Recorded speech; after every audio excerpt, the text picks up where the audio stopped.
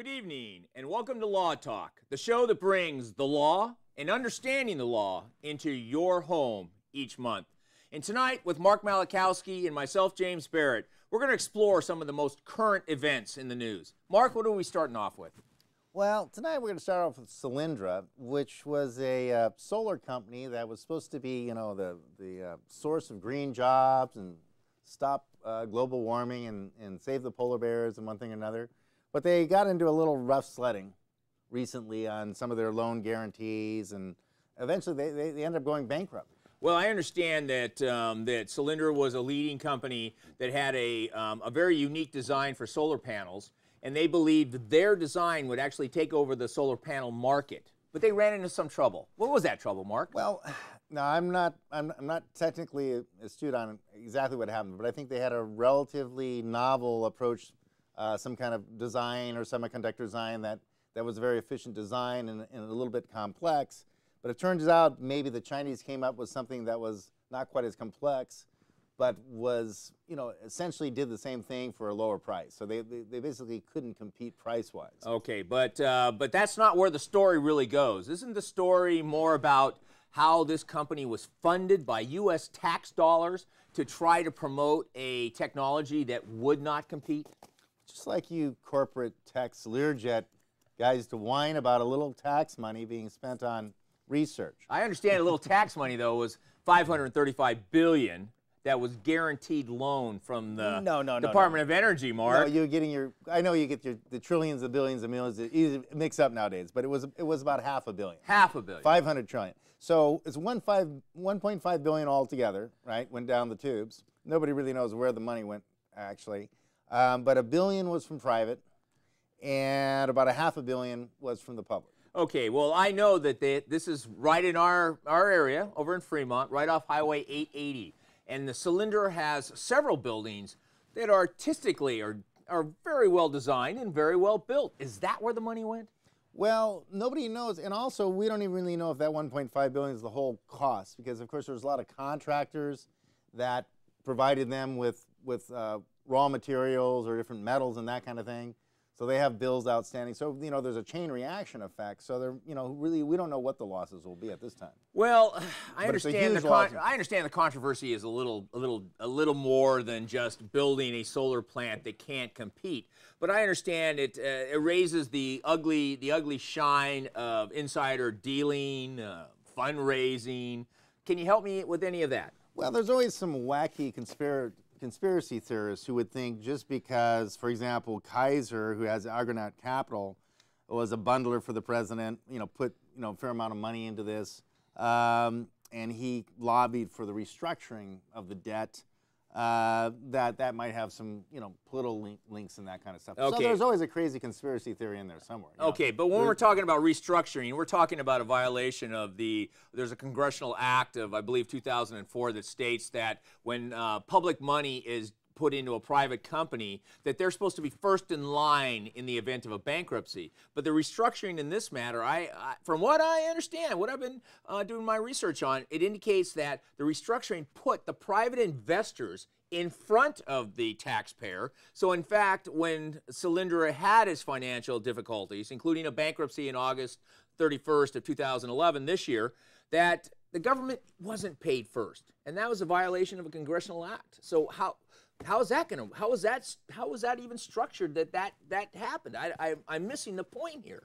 Well, how could that happen? When you're saving the polar bears, there's never enough money you can give them. So in February 2011, they did this restructuring, and so the taxpayers lost their protection at that point. And then they tried to do, and then there was some lobbying for a second loan after that, and then that really didn't come to fruition. And then in August, early August, they tried to do a second restructuring, which try to put the government even more in front.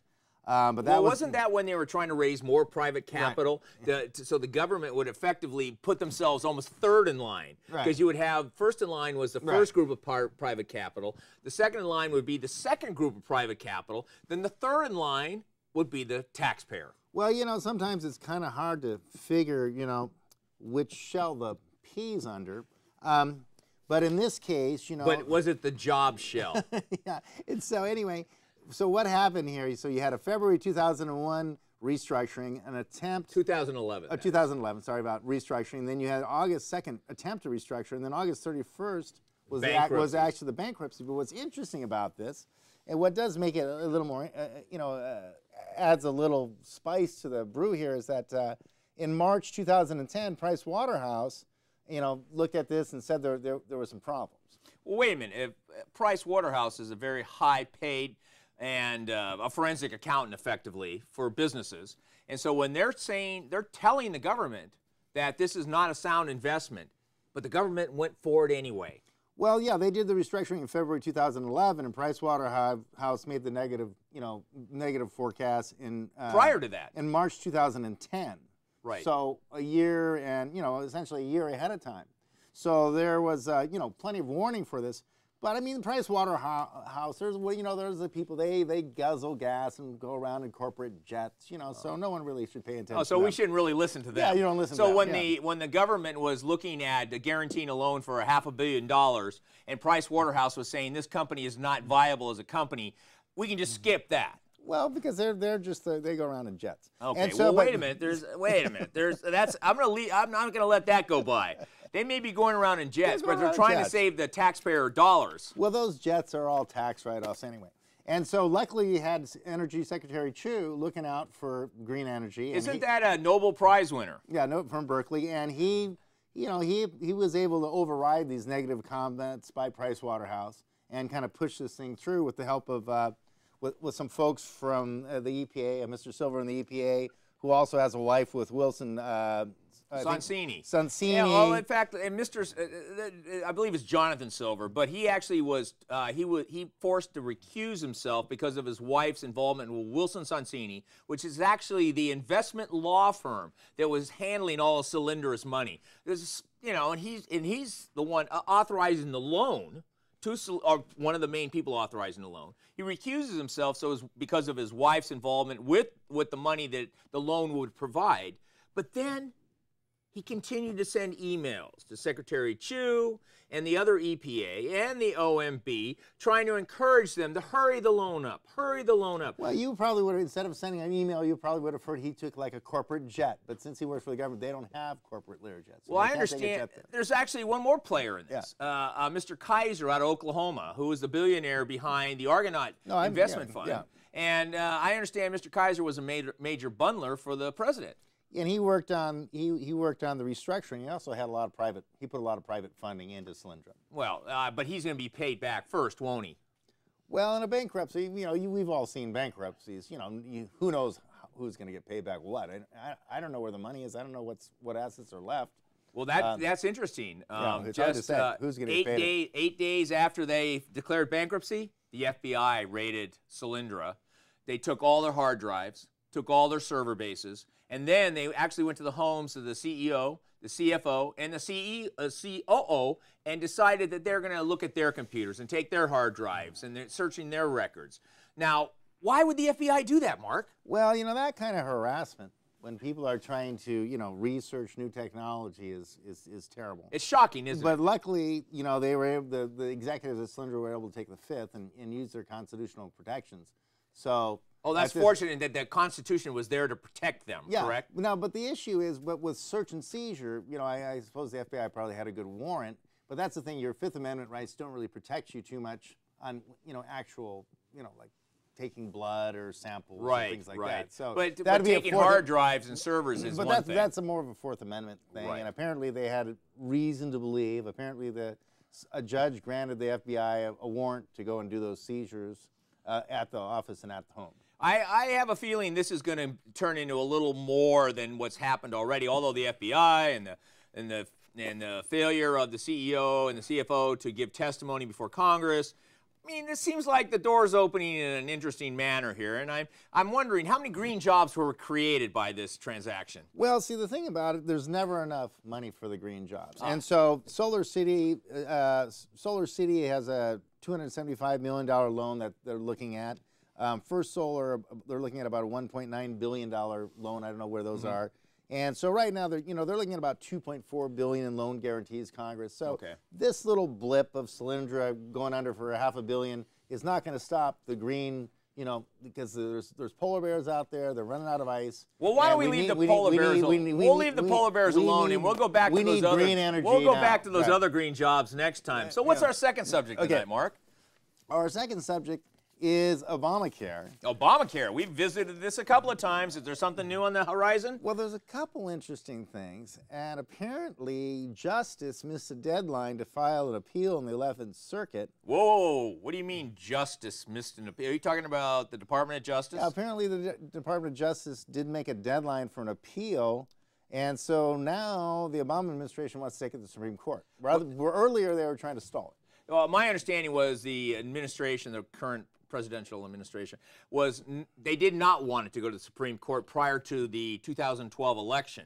But now, since they did miss that appeal deadline, they're going to be forced to argue and have a decision by June of 2012, which will be several months prior to the election. So I see nothing but a negative for the administration. How's that going to play out? Well, yeah, of course, you're taking the viewpoint of a rich person that doesn't want poor people to have health insurance. Of course, you know, it's so terrible. You know, if you're going to look at it that way, sure, you know, I mean, what we've got is about 50 million people without health insurance, right? And so there's roughly about 8.8 million of those people make $50,000 to $75,000 a year.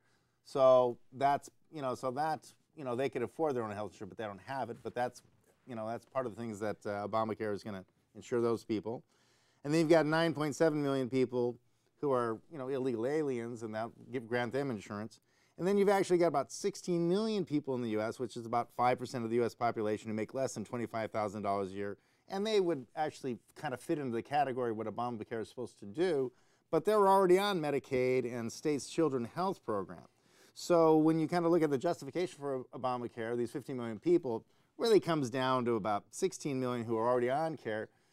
So you start looking on balance, well, okay, so really it's not going to improve healthcare, I mean, in a lot of ways, but it is going to be $800 billion tax increase. Well, let's go back for a minute. When we're talking about the Obamacare, we're actually talking about the Affordable Care Act, which was a compassionate law. Well, $800 billion It was a compassionate law passed by this administration. No, but $800 billion is nothing. You can never pay enough taxes to create social justice. You must redistribute the health care. No, it's never enough. Okay. So $800 billion a year is nothing. Yeah, but then why did 26 states bring the case before the federal court in Florida to turn the Affordable Care Act upside down? Because they're in their corporate jets. What do they care about poor people's health care? You know, well, wait a minute. Yeah. But there's something else here that makes the Affordable Care Act an onerous law, so to speak, and that is the individual mandate.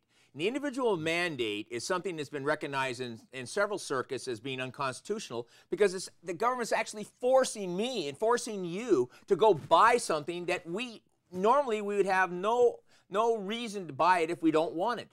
But the Affordable Care Act demands that we buy health insurance, and that is how the people that don't have any insurance become insured with the money out of all the rest of the people that are paying for it. In terms of social justice, people that believe in social justice are not going to let the Constitution stop people from paying their fair share. Oh, so what you're saying, if this is the Constitution, I'm going to drive right over it. Yeah, because people should be paying their fair share. The Constitution was written hundreds of years ago, a bunch of old white guys, and it's outdated.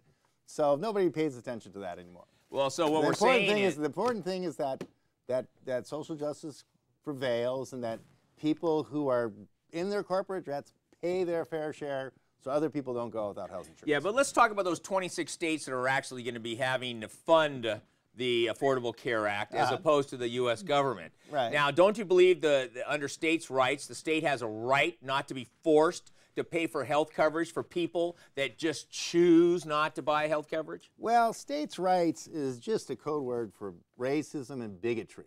And the Civil War ended states' rights. So you could just forget about states' rights. The Civil War is over. The states don't have any more rights. Social justice will prevail by the federal government and the federal courts. Well, I understand the Gettysburg Address had nothing to do with social justice, but for the fact that we stopped slavery.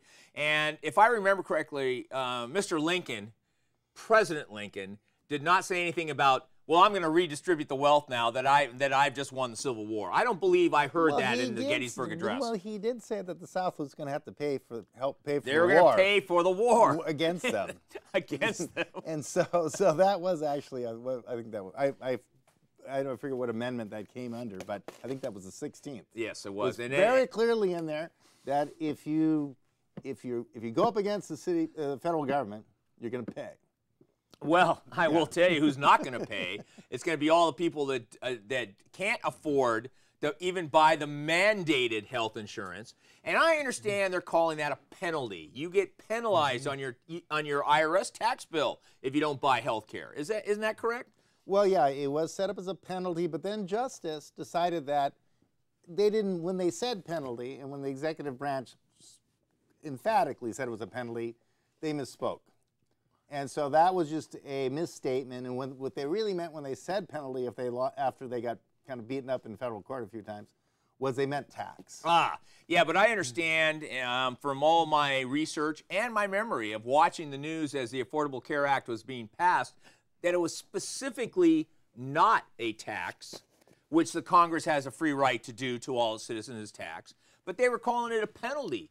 And the reason they called it a penalty is so they could get the votes necessary out of the Senate, the 60-vote requirement, and the majority in the House, so that they could pass it, because they didn't call it a tax, because the word tax by itself brings an onerous sound to each individual when they're pressing the vote button.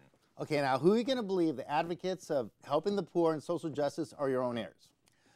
Well, sometimes I have to be brainwashed, but beyond that, but the fact is 26 states did. They misspoke. They said penalty, they meant tax. Come on. It might have been something like the cue cards or their whatever they have. We don't have one of those, but what do they call those things that you can look at the camera, the little... Yeah, the teleprompter. Teleprompter. It was just probably a clerical error on the teleprompter. Oh, well, I will tell you that 26 states did win in the 11th Circuit in Florida, and on appeal, because the government didn't make the appeal deadline, unfortunately, it made it to the Supreme Court, and I understand the new session in the Supreme Court. Both sides want to go to the Supreme Court. So now the question is, who's going to recuse themselves? Well, if anybody. So Justice, the fight is on. Justice Kagan, who helped create the Affordable Care Act, should. That's the only justice. Well, I think they want to take out... yes, but there's no cause just because his wife works. One of the justices has a wife who works for somebody. All right. Well, why don't we do this? We'll wait to see how the arguments come in front of the Supreme Court, and I think we'll cover that during that month's show. So let's talk about, what's our third subject tonight, Mark? Well, the third subject is mens rea, which is basically having bad intent and how that applies to crimes. Well, wait a minute. I understand the term mens rea goes back to it's a Latin phrase that deals with a guilty mind. Is that correct? And I know different countries deal with it in different ways, and some people talk about evil mind. In the United States, we talk about culpability. Is that where this is going? Well, or you just say it was the other guy. Oh, it was the other guy. It was the other guy. Okay, so yeah, exactly. So it's English common law. It's kind of where we get our basis of criminal law from, and it means that it's a knowing violation of the law. So there's a couple components to that. Not only do you know that what you're doing is wrong, you know that it's a law too. So, for example, most of these things were malum per se. Malum per se would be murder, stealing, rape, robbery, that kind of thing. So these were things that if you said, well, I murdered the guy, but I didn't know that was against the rule. That's compared to malum prohibitum, which is like an administrative strict liability. Yeah, like a DUI or, going across a statutory rape is a classic. Yeah. Yeah, or even speeding would be, just malum prohibitum. Malum prohibitum. Just by statute. So those things is a little more complex because, you wouldn't necessarily know if you went from one state to another. Maybe you can go 85 in Montana and then you get to Nevada and you can only go 75. You wouldn't necessarily know that you're breaking the law. Whereas if you shoot someone dead, pretty much in every state, it's pretty much a given that you know that's against the law. Well, under certain conditions, it's not against the law. I mean, if you could have self-defense, there's defenses. You could be a policeman. You could be in pursuit of a felon. There's lots of reasons you could shoot someone dead. But that's not why we're talking about this tonight. Right. Why is mens rea come up tonight? Well, the reason mens rea came up because in 1790 there were 20 federal crimes. And today, 20. 20. 20, like 20, right. That's incredible. Now there's 4,500. Well, that's a lot of law. Does the average citizen have any hope at all to understand 4,500 federal crimes? Well, here's an example. A fisherman was out fishing, and he caught a whale, a humpback whale in his net. Right. So he cut the whale loose, right? Because he was trying to save the whale because the whale was tangled in the net. We got to save the whale. Save the whales. And so anyway, but it turned out what he should have done under federal law, which is strict liability, and he should have known this, and he didn't, right? And he should have known it was, first of all, he should have known there was a law, and he should have known what to do about it. And he was supposed to be calling the Marine Disentanglement Hotline. Well, wait a minute. We're talking about somebody fishing, catches a whale in his net. Cuts him loose. But no, I'm going to drop everything now. I got to call the federal agency that will cut the whale loose instead of trying to save the whale. Maybe not cut the whale. They might just say let the whale die. Well, who knows? But they would contact. You're supposed to contact the authorities, and then they send a trained whale saver out there. The Free Willy? The Free Willy, yeah. And so this guy didn't do that, and so he said, well, look, I was trying to save the whale. That's why I cut the net loose. But he was looking at 1 year in jail and a $100,000 fine. Whoa, wait a minute.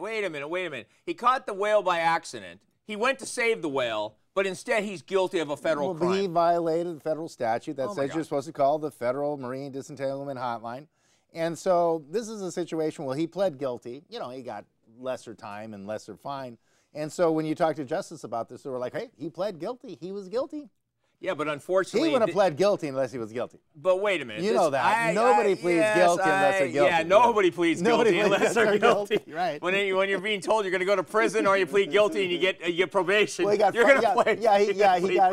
got a year of probation, a $500 fine. Or he could have fought it and gone to prison. And gone to prison for a year and a $100,000 fine. So well, obviously he was guilty. Obviously he must have been guilty. It's pretty much like a confession. Well, wait a minute. Let's go back to what mens rea. Mens rea is a guilty intent. And if you don't have a guilty intent to the majority of crimes that were originally set up to protect society, because we go back to society, we're protecting society, including property law, which is a contract, and then we move into the violence and the theft and the moral turpitude crimes. You're supposed to have an intent to commit that crime. So what I'm getting from this is that the federal government's saying, we're removing the intent part of this, and we're just saying you're guilty. Well, the thing about it is, like, you do it, you're guilty. The federal law is always right, and it's getting bigger and bigger, and the state law and the 10th Amendment, that's all bigots and racist. And, then you get these wacky guys like Justice Scalia who's saying, the ever-increasing volume of these federal laws with, the fuzzy, leave the details to be sorted out by the court legislation are, are just destroying people's basic rights, But it's just old-timers like that, silly people like that don't see the sense. Yeah, like somebody on the Supreme Court that's calling it civil rights. No, we can't do that. Because the federal government has to create more and more laws because, they're helping. But the question then goes to, where's states' rights in all this? The 10th Amendment. Where is the 10th Amendment to protect the citizens that live in California, to protect the citizens in Nevada, to protect the citizens in Oregon and Utah? You would let a fisherman not call the Federal Marine Disentanglement Hotline just to protect the rights of some citizens? I don't know. Well, I got to tell you, I have a scary feeling that this is leading somewhere. And well, where it's leading, okay, so the Caligula used to put like the laws on top of these big pillars. Right. The Roman emperor, and nobody could really read them because they were so high up there, and so people were violating laws all the time, and he would just kind of throw them off the cliffs. So this is very similar. Here was a guy was pulling up carpet. He found a .22 bullet under the carpet, right? A spent bullet. Right. Or it might have still had the shell on. He picked it up, and then he was guilty of a federal crime because he's a felon, and they said that's the same. There's a federal law prohibiting a felon from having a firearm. They said that bullet's a firearm, so he was guilty there for picking up that bullet. Well, this is, I hate to be a little skeptic about how mens rea is going away, but and that's only. But listen, wait a minute, listen, Mark. This is a little scary. This is a totalitarian regime kind of thing. No, wait a minute. We got the humpback whale. We got the .22 bullet, and we've got another, let's say, 4,498 federal laws to go here.